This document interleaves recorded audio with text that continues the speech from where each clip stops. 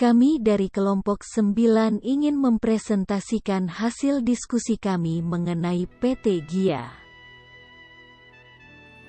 Profil perusahaan. Penerbangan komersial pertama di Indonesia. Penerbangan sipil di Indonesia tercipta pertama kali atas inisiatif Angkatan Udara Republik Indonesia atau disingkat AURI, dengan menyewakan pesawat yang dinamai Indonesian Airways kepada pemerintah Burma pada 26 Januari 1949. Peran Indonesian Airways pun berakhir setelah disepakatinya Konferensi Meja Bundar atau KMB pada 1949. Seluruh awak dan pesawatnya pun baru bisa kembali ke Indonesia pada 1950. Setibanya di Indonesia, semua pesawat dan fungsinya dikembalikan kepada AURI ke dalam formasi Dinas Angkatan Udara Militer. Selanjutnya munculnya Maskapai Nasional Indonesia dengan ditandatanganinya Perjanjian Konferensi Meja Bundar atau KMB pada 1949, maka Belanda wajib menyerahkan seluruh kekayaan pemerintah Hindia Belanda kepada pemerintah Republik Indonesia Serikat, termasuk maskapai KLM IIB, merupakan anak perusahaan KLM setelah mengambil alih maskapai swasta KNILM yang sudah eksis sejak 1928 di area Hindia Belanda. Lahirnya Garuda Indonesian Airways pada 21 Desember 1949, dilaksanakan perundingan lanjutan dari hasil KMB antara pemerintah Indonesia dengan maskapai KLM mengenai berdirinya sebuah maskapai nasional. Presiden Soekarno memilih dan memutuskan Garuda Indonesian Airways sebagai nama maskapai ini. Dalam mempersiapkan kemampuan staf udara Indonesia, maka KLM bersedia menempatkan sementara stafnya untuk tetap bertugas sekaligus melatih para staf udara Indonesia. Karena itulah pada masa peralihan ini, Direktur Utama pertama GIA merupakan orang Belanda, Dr. E. Konintsberg. Armada pertama GIA pertama pun merupakan peninggalan KLM IIB. Selanjutnya kita bahas visi misi PT GIA.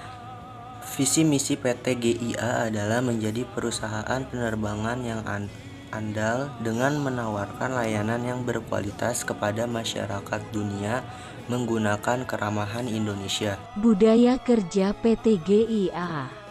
Budaya perusahaan Garuda Indonesia Fly High yang terdiri dari nilai-nilai efisien dan efektif, loyalty, consumer centric, dan honesty dan openness, dan integrity yang dirancang sejak tahun 2005 dan kemudian disosialisasikan pada tahun 2007 hingga saat ini telah menjadi panduan atau pedoman perilaku insan Garuda Indonesia melalui program internalisasi yang terstruktur dan tersistem.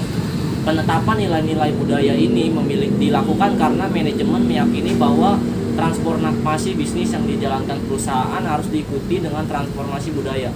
Mengingat pada akhirnya hanya insan Garuda Indonesia yang mampu membawa perusahaan ini maju dan berkembang sesuai visi dan misi perusahaan. Sistem kinerja PT GIA.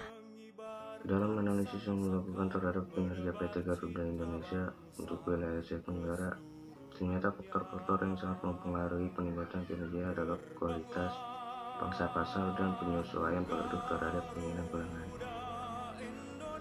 Dari hasil analisis tersebut dapat digali beberapa alternatif strategi pemasaran yang dapat dipergunakan oleh PT Garuda Indonesia di dalam persaingan di wilayah Asia, di antaranya dengan menerapkan strategi fokus dan diferensiasi produk.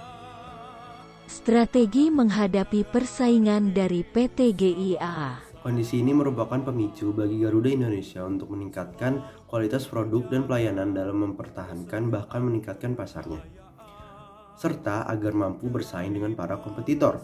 Strategi bisnis dan strategi pemasaran yang dibentuk merupakan hasil analisa lingkungan eksternal untuk mencari peluang dan menghadapi ancaman, serta analisa lingkungan internal untuk mengetahui kekuatan dan kelemahan perusahaan relatif terhadap pesaing utamanya, yang ditunjukkan kepada strategi fokus dan strategi bauran pemasaran atau marketing mix jasa angkutan udara. Total aset yang dimiliki PT GIA. Total aset Garuda pada 2021 tercatat sebesar 7,19 miliar US dollar. Keuntungan yang didapat PT GIA. Maskapai Penerbangan Nasional Garuda Indonesia membukukan laba bersih 3,76 miliar US dollar atau setara Rp 57,3 triliun pada semester 1 tahun 2022.